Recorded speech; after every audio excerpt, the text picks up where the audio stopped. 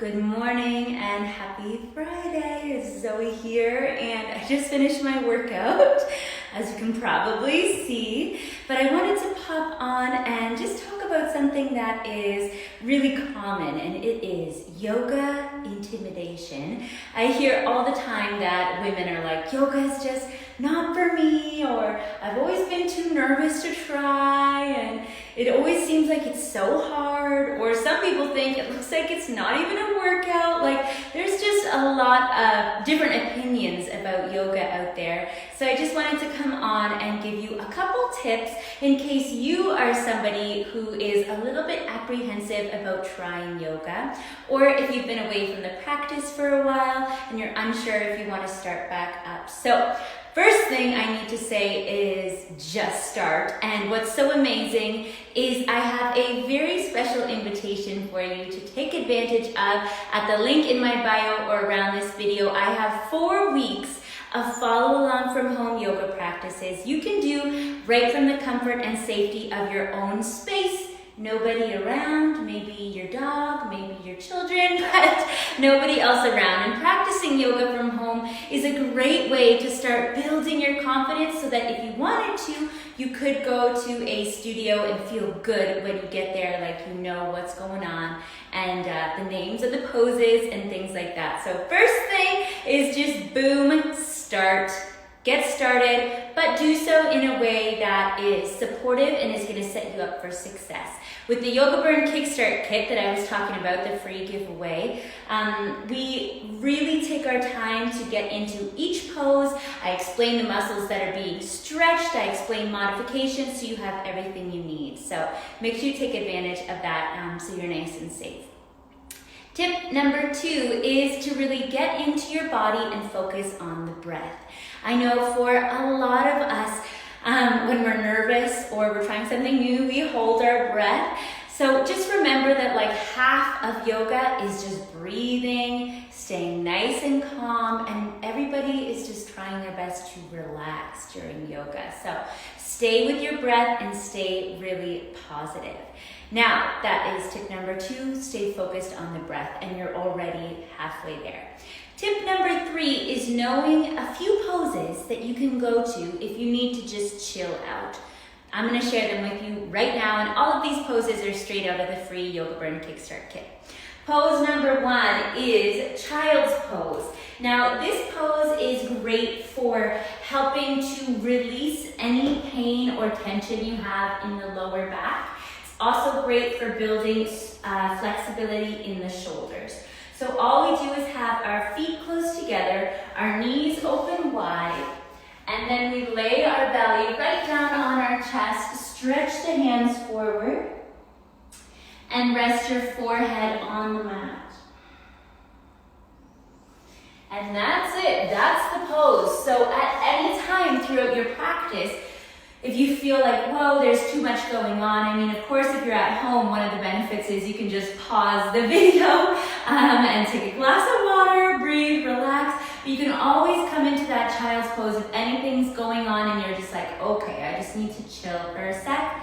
Child's pose is a perfect one. Now, I also want to show you another one, and it's a substitution for downward facing dog. So let's talk about downward facing dog. Down dog is one of the most common yoga poses that a lot of people are familiar with. It's this one, right? Where we have our body in an upside down V. I'm just having my body on an angle so you can see a little better. Sometimes that can be too much if you're new to yoga, especially on your wrists. So a great variation is called extended puppy pose.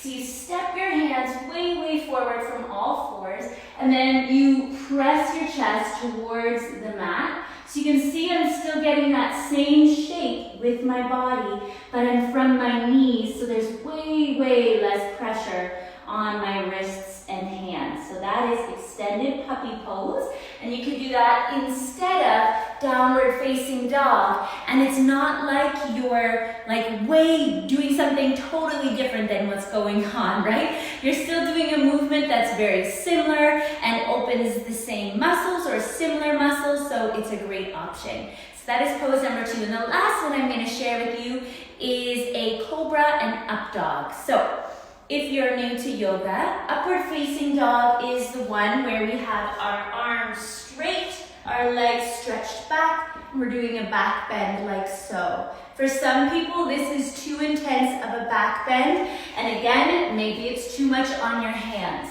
So instead of a cobra, like so, or that's up dog. Instead of an up dog, you would do a cobra, which all you do is lift your chest, your leg on your hands, squeezing your elbows in, and this is building the strength and the flexibility in all the right spots that you need in order to one day be up in your upward facing dog. So those are just 3 little variations of how you can make pretty much any yoga practice great for you. We've got that child's pose you can take at any time, extended puppy instead of downward facing dog, and cobra pose instead of upward facing dog. Now, the 4th and final tip is making sure that you're doing yoga that is right for you and where you're at. Because yoga is a big spectrum and there is some crazy poses out there. There's handstands, headstands, crow pose, there's leg behind your head. Like if you go or try a class, random class like that on YouTube, I can pretty much assure you you're gonna be discouraged, and knock on wood, you just get out of it without an injury. A lot of yoga practices are known to cause injury, so that's why with the Kickstart Kit and the Ultimate Restorative, the restorative flows that I take you through, they're very gentle and slow and methodical. And that is like laying the groundwork. That's like the primer on the wall when you're painting. It really makes a difference. And once you've got that foundation, once you get out of that 4 weeks, then you can start trying the more challenging poses, because you're gonna have the awareness of your body. You're gonna know what works and what doesn't, and you're gonna have the basic knowledge of how to keep yourself safe in the practice. I mean, it's a yoga practice for a reason, right? It's not yoga perfect, it's yoga practice. I still practice. There's still things I would like to work on and get better at and perfect and keep working on, right? But that's a lifelong journey. That's a lifelong journey. It's not just like, I'm not saying, oh, 4 weeks from now, you're gonna be the ultimate yogi and have everything figured out. Like, no. But you're gonna be in a place where you at least understand a few of the basics. You know how to breathe, you know some of the basic movements to get you going, and you're gonna feel amazing. We also do like a full practice where you do a warm-up, some poses, and then a Shavasana final relaxation. These are half-hour flows you can do right from home or wherever you want, just on your own or with friends and family as well. So now is the time, if you haven't, take advantage of the Ultimate YogaBURN Kick Start Kit today at the link in my bio or around this video.